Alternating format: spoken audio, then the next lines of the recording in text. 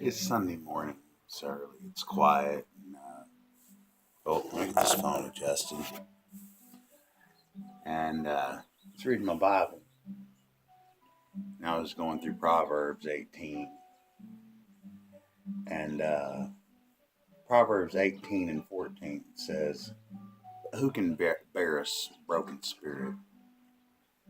And I thought about it for a while. I thought, man, that's kind of sad. I mean, think about how many people in the world have broken spirits. How many people in this world are just sad? I mean, just deeply sad. And the worst part about it is that we were given the power to do something about it. The question, who can bear a broken spirit, is not a call of distress.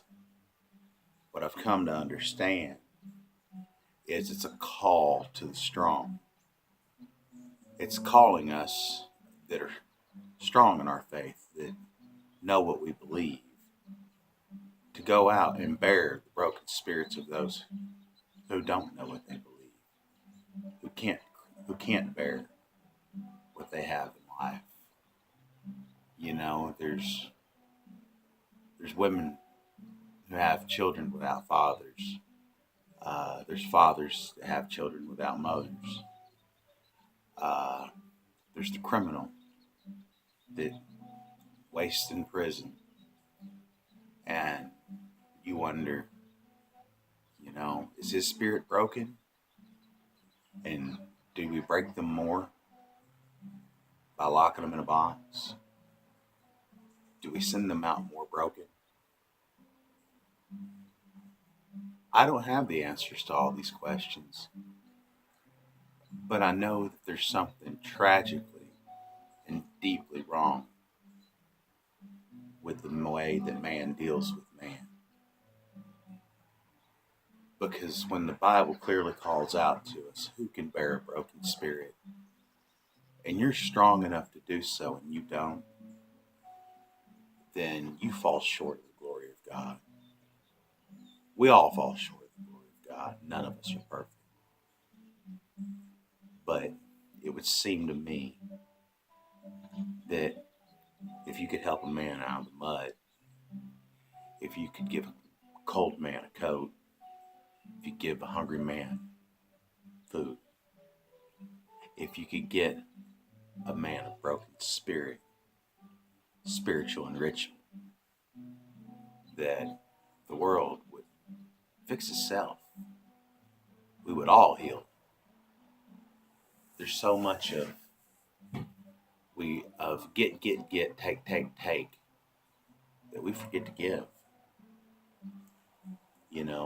And I had nothing for a long time through my own choices.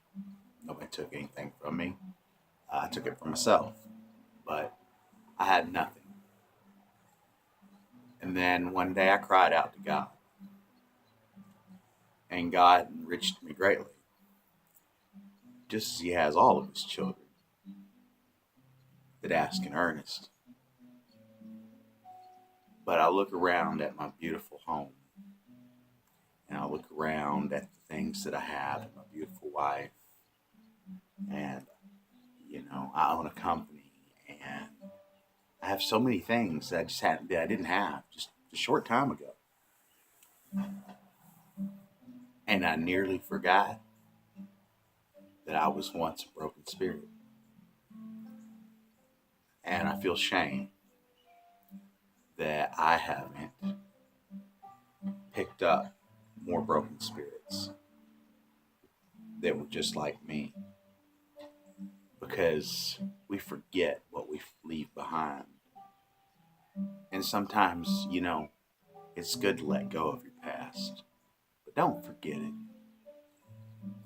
And so those of you who've been through struggles, those of you who've been through hard times, those of you who have been through sickness, those of you who've been through incarceration, those of you who've been through anything, whatever your situation may be, just know that He'll pick you up. He'll carry you there. Those of us who remember that, let's be His messenger. Let's let's be His hand. Let's be the hand of God. Let's reach out and pick up a man. Let's reach out and pick up a single mother. Let's reach out and pick up a sad, scared child. Let's stop the bullying. Let's stop the racism. Let's stop the division in this country. Democrat, Republican. What happened to us all being Americans? Bigger than that, what happened to us all being children of God? We've become so divided that we have forgotten that we were once one.